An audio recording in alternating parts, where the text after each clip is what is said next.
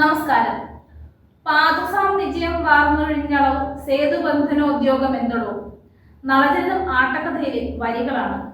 K സുരേന്ദ്രന്റെ ആരോപണം കേട്ടപ്പോൾ ഓർത്തുപോയെന്നേ ഉള്ളൂ. പെൻഷൻ അനധികൃതമായി കൈപ്പറ്റുന്നവരെ കുറിച്ചുള്ള റിപ്പോർട്ടുകൾ പുറത്തുവിട്ടത് സംസ്ഥാന സർക്കാരാണ്.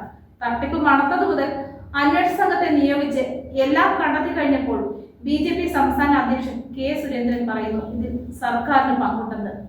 വല്ലാത്ത കഷ്ടം തന്നെ. ഒന്നും പറയാനില്ലെന്ന് കണ്ടാൽ സർക്കാർ പറഞ്ഞത് തന്നെ എടുത്ത് സർക്കാരിനെതിരെ വഴക്കാക്കുന്നു.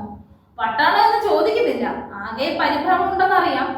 തെരഞ്ഞെടുപ്പുകളിലൊക്കെ 400 നിലയിൽ പൊട്ടിയതിന്റെ വിഷമം തീർക്കാൻ വട്ടതരങ്ങളൊക്കെ വിളിച്ചു പറയുകയാണ് എന്നും അറിയാം.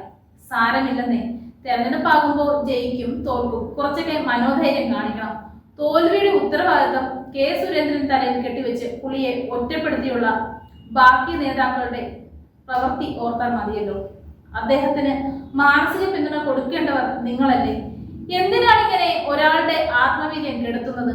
അതുകൊണ്ടല്ലേ ഇങ്ങനെ പരസ്പര ബന്ധമില്ലാതെ അദ്ദേഹം ഓരോന്ന് വിളിച്ചു പോകുന്നത്. പറഞ്ഞു വന്നത് വേറൊന്നുമല്ല, ഒരു വകുപ്പിൽ അഴിമതി നടന്നുവെന്ന് സർക്കാർ തന്നെ ചൂണ്ടിക്കാട്ടുന്നു. അത് കാണിച്ചവർക്കെതിരെ നടപടി കൈക്കൊള്ളാനുള്ള നീക്കങ്ങൾ തുടങ്ങി. എല്ലാം കഴിഞ്ഞ് പ്രതികരണവുമായി വന്ന കെ സുരേന്ദ്രന്റെ വിഡ്ഢിത്തരങ്ങളെ കുറിച്ച് പറയുകയായിരുന്നു. സർക്കാർ തന്നെ നേരിട്ടിടപെട്ട് നടപടി കൈക്കൊള്ളാൻ പോകുമ്പോൾ അതിനെ എങ്ങനെ ചെയ്യണമെന്ന് സർക്കാരിന് നിർദ്ദേശം നൽകണം.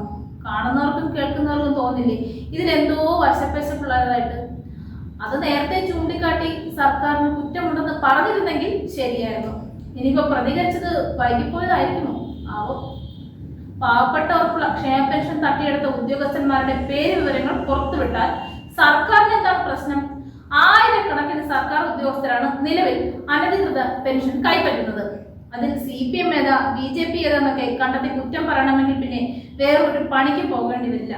CPM ഉദ്യോഗസ്ഥന്മാരാണ് ഈ തട്ടിപ്പ് നടത്തിയെന്ന് വ്യക്തമായെന്നൊക്കെ അങ്ങോട്ട് ഉറപ്പിച്ച് പറയുന്നുണ്ടല്ലോ. അതെന്താ അങ്ങനെ? സർക്കാർ സർവീസിൽ ഇരിക്കുന്നവർ മുഴുവനും CPM-കാരാണോ?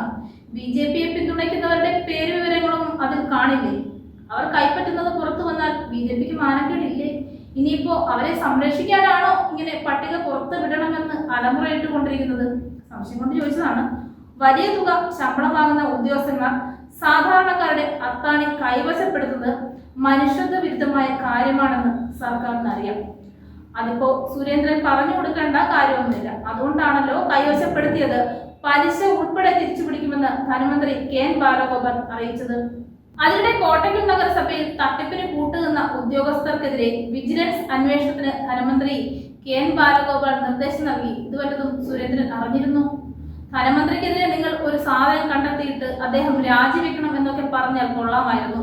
ഇത് സർക്കാർ തന്നെ കണ്ടുപിടിച്ചിട്ട് നടപടിയെടുക്കുന്നു. അതിൽ സർക്കാർ രാജിവെക്കണമെന്ന് പറയുന്നു. ജനങ്ങളോട് മുഖ്യമന്ത്രി മാപ്പ് പറയണമെന്ന്. ലാജിക്കലി തിങ്ക് പണ്ടുക സാർ.